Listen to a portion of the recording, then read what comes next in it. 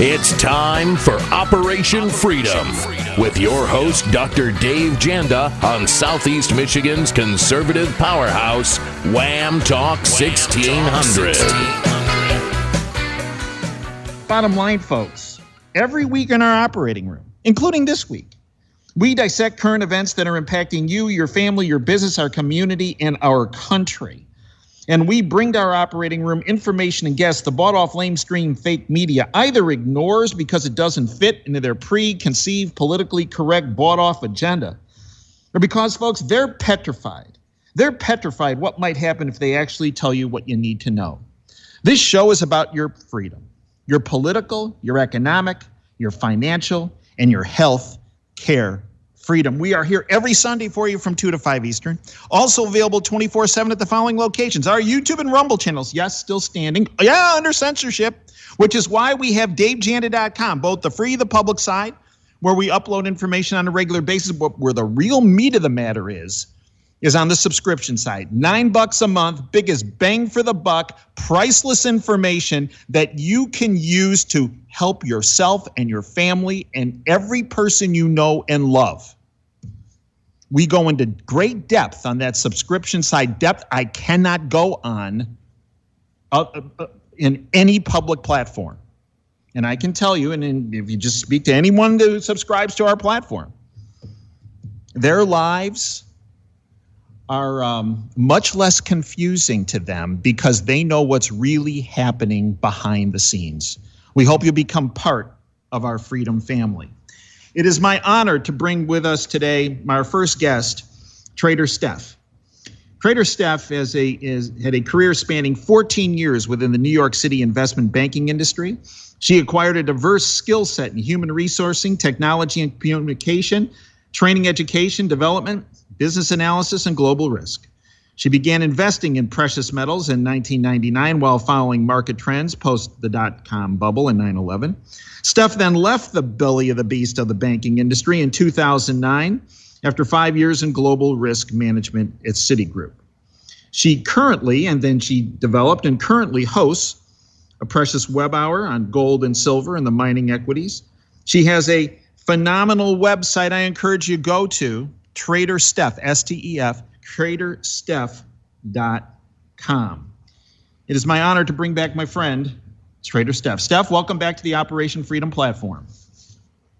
Hey, Dr. Janda, thanks for having me back, and welcome to the machine during the age of the Ministry of Truth in 1984. Well, let's talk about the machine, Steph, because you were one of the very first people. You know, the financial world, I'm not telling you anything, obviously, but is an all-boys network. And you are light years ahead of all the boys, yet you don't get any of the credit. Many years ago, you were speaking about these algorithms, these AI platforms that analyze headlines through the bought-off lamestream fake media, albeit many times erroneous and false, but that these algorithms then act upon those false headlines, which then in turn, these algorithms manipulate financial markets. Educate our listeners on this. All right, so let's do the gold and silver first. How's that? We'll flip the script. Sounds like a plan. Sounds great.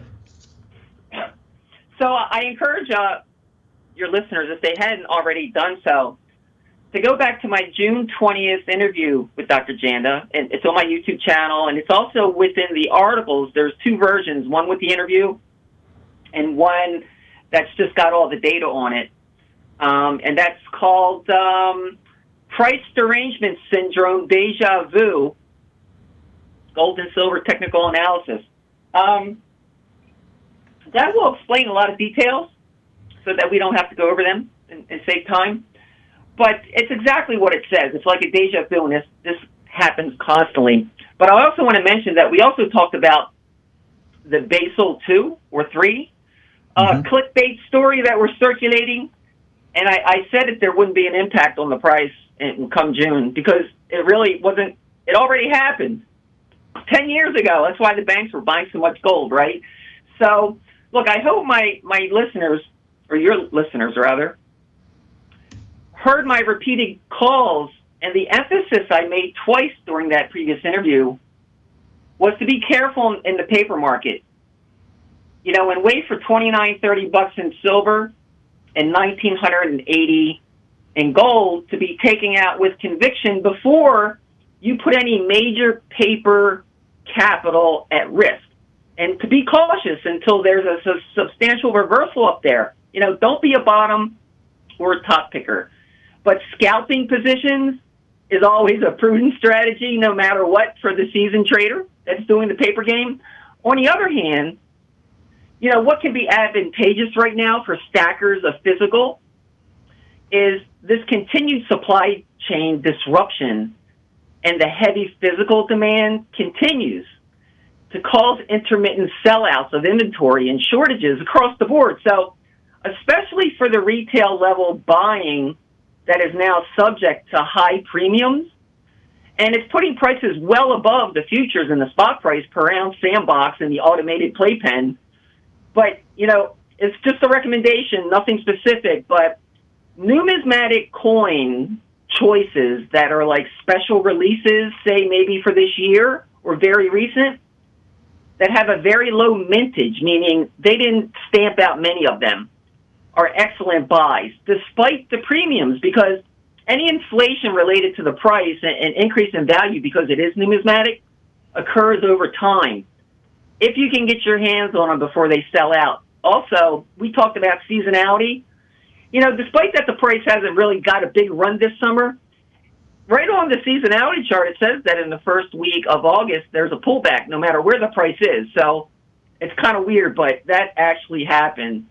And, you know, I said, if the seasonality pattern for gold and silver holds true, the FOMC debacle, in other words, you know, the Fed meeting in June, would put a fork in a strategy in the pig, and it did, but this time it was different. So back to your initial question. Rather than the automation being misdirected by incorrect headlines from, you know, Powell at the FOMC, this time it was the job numbers whose headlines were correct, because the job number was actually a good report and it was above expectations. So the automation executed the way it's supposed to, but as is the case more often than not, the automation can manifest overreactions in both price directions, and I want to emphasize that, whether bullish or bearish, because when the automated stops, otherwise known as the program levels, are set to sell or buy positions when a certain price level is triggered at those levels, it can create a cascading effect that gets out of control. The 2010 flash crash is a perfect example. So you want to go through where gold and silver is right now, or you want to hold off?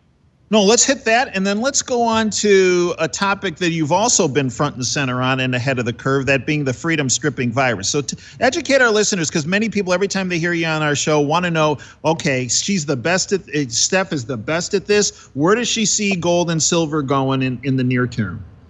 That's very kind. I don't know about the best, but I tried. So look, gold. Remember, after 6 years of consolidation, from 2013 to 2019, we had a rally that began in April of 2019 at a 1266 level. And there was this Fibonacci level that the price kept hitting on for those 6 years, and it was 1,380. And I was like, you know, pay attention to 1,380. It's kind of like the same thing right now with the 1980 or the 2930 in silver. Same logic. So that broke out in mid-June of 2019, and it rocketed to the 2075 high in August of last year. So that was just shy of a 65% rally. Don't lose, you know, you got to put the big picture into perspective here. True. So in that pullback, a consolidation that has occurred, there was a flag, and it put in a low of 1677 in May 2021. And then at the end of May, it put in another low at 1678, or the week of May 28th. That created a double bottom. And then it rallied a little bit, and then it pulled back again because of this jobs report. And since that time, there's been only a 15% pullback since the August high. And the close we had on Friday was 1763. It was the 1760s. So we're right back where we were when we did the interview on gold back in June. It's like nothing even happened. So depending on how you look at it, we're actually in a good space. The gold chart looks good. And when you look at a weekly chart, you notice there's a trend line at the bottom I drew. It's putting in higher lows. It just keeps going. And it's just above that trend line right now, but it's still a positive chart.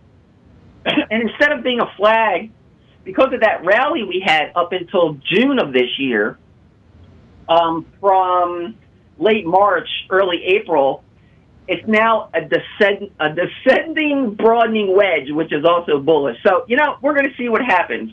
Now, let's talk about silver. Silver, on a percentage basis, it's always more volatile than gold in both directions.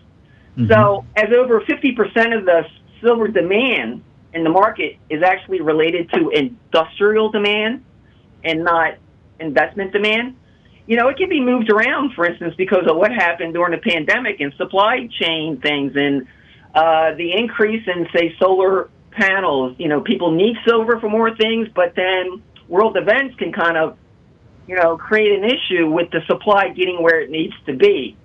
So it can have an equal impact. So there's always this battle between those two influencers, but sometimes, depending on the circumstances, one will over-influence the other. So let's say gold starts running because of a crisis, because gold loves crisis. Well, silver is the little brother. It's a monetary metal, and it'll follow along. So that low that we saw in March of 2020 was $11.62. Remember that? I sure do. It rallied 260%, up to $30. So during our interview in June, it was at $25.75. And it's the same pattern occurred on the silver chart, but as of the close Friday, it's at $24.31.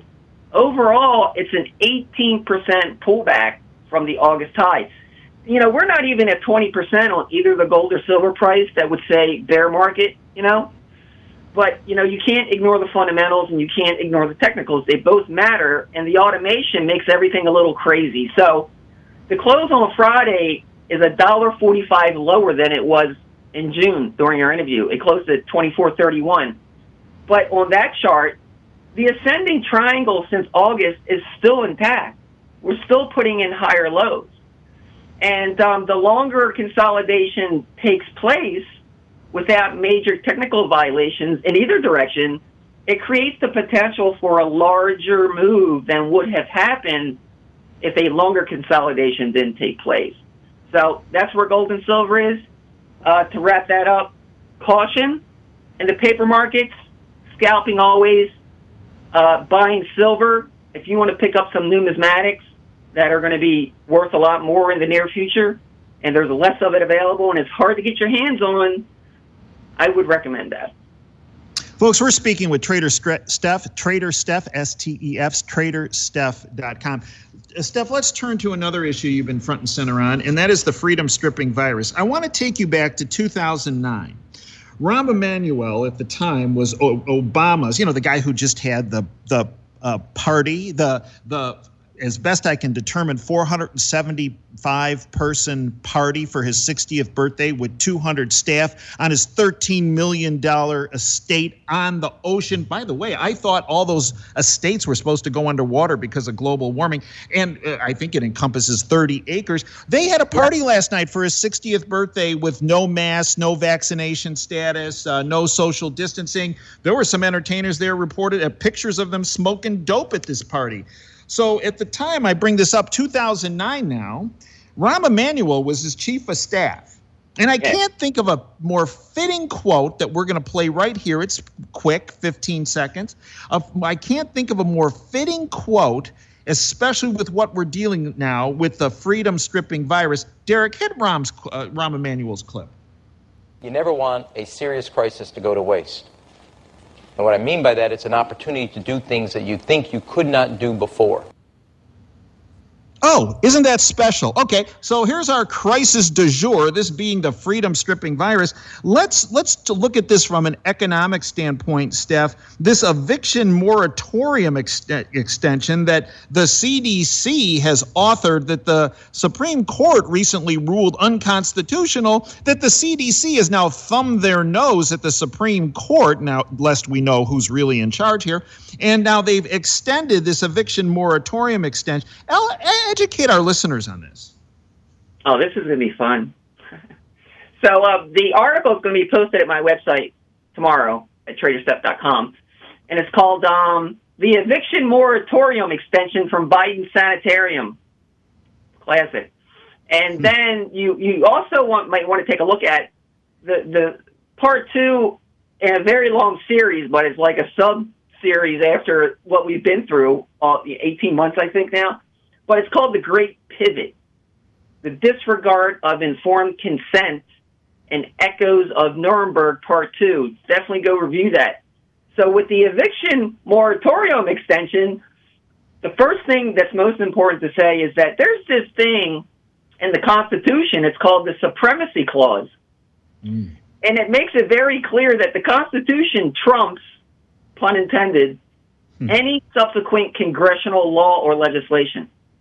So back in 1803, that was challenged, and there's a case called Marbury versus Madison, and it was a landmark case that established the principle of judicial review in the United States, meaning that the American courts have the power to strike down laws and statutes, or, in our time, age of edicts and orders from the Ministry of Truth, the power to strike down those laws if they violate the Constitution.